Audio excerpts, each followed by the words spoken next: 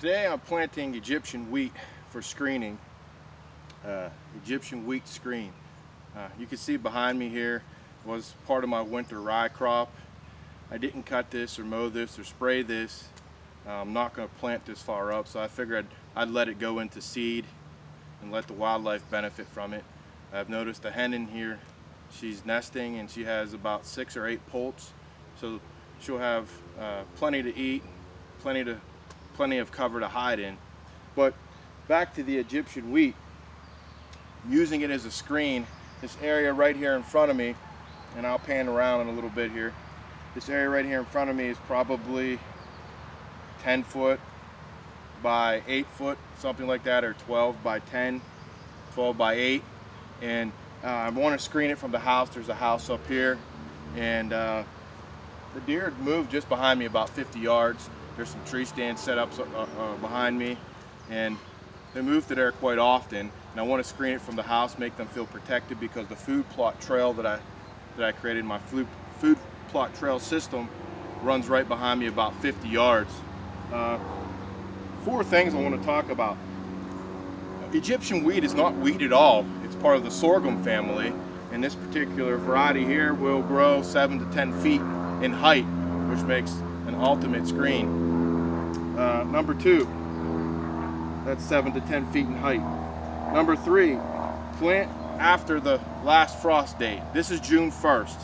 I planted this already, so I don't expect we'll have any frost. It was actually a pretty cold spring this spring, but I think we're well past any potential frosts.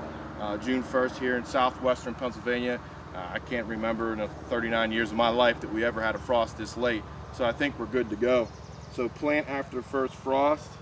Number 4, this particular Egyptian wheat matures roughly around 120 days, maybe a little bit more. So it's like corn, really. It looks like corn, but it doesn't have a cob. What it has at the top sort of look like tassels, and seed pods are formed, and the seeds, they're about maybe half the size of a pea when they're mature seeds. Now, I looked up some information. I thought there might be a video out there on it, and I usually, before I make a video, I look to see what's out there just to get an idea what might be helpful to people. And I really didn't see much on Egyptian wheat, and I wanted to know specifics on how to plant it, so I wanted to share that with you today. Soil. Well-drained soil. This is pretty well-drained soil. It stays moist, but it doesn't get marshy or boggy, and it drains pretty well. So you need well-drained soil.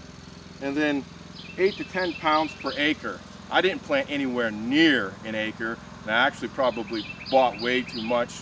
But if you're planting large amounts of this, say if you're circling a giant field and you need a good amount, 8 to 10 pounds an acre is a good number that you could use to figure out what you need to do. And then the last thing here, plant to about 1 inch in depth.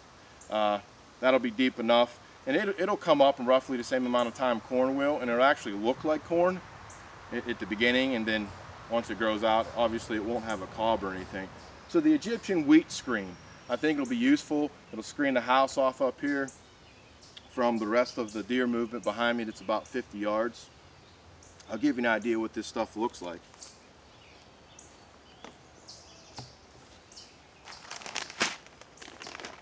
Right here, the Egyptian wheat, pretty small seeds. I'll open this up and give you a closer look. You can see small seeds right there. Hold them out. I'm just going to throw that right there, let it go. Give you an idea what this setup is right here. You can see where I planted. The house is up there. That's about 55 yards from me. We'll walk down here. I want to walk on my new seeds. And this was all winter rye. I'm not going to plant this far up because I want to conceal these deer and hold them to a specific travel corridor this year. Change it up a little bit. But here's the food plot trail system, comes from that way, loops around, goes that way. If you look closer right there, there is a mock scrape. There's a stand up there.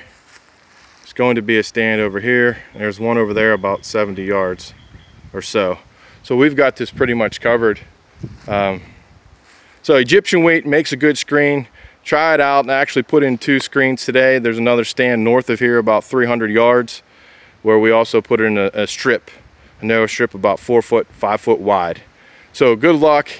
Hopefully you're taking care of your summer business in terms of getting prepped and prepping your land for next fall and the potential to bring in and hold large mature bucks.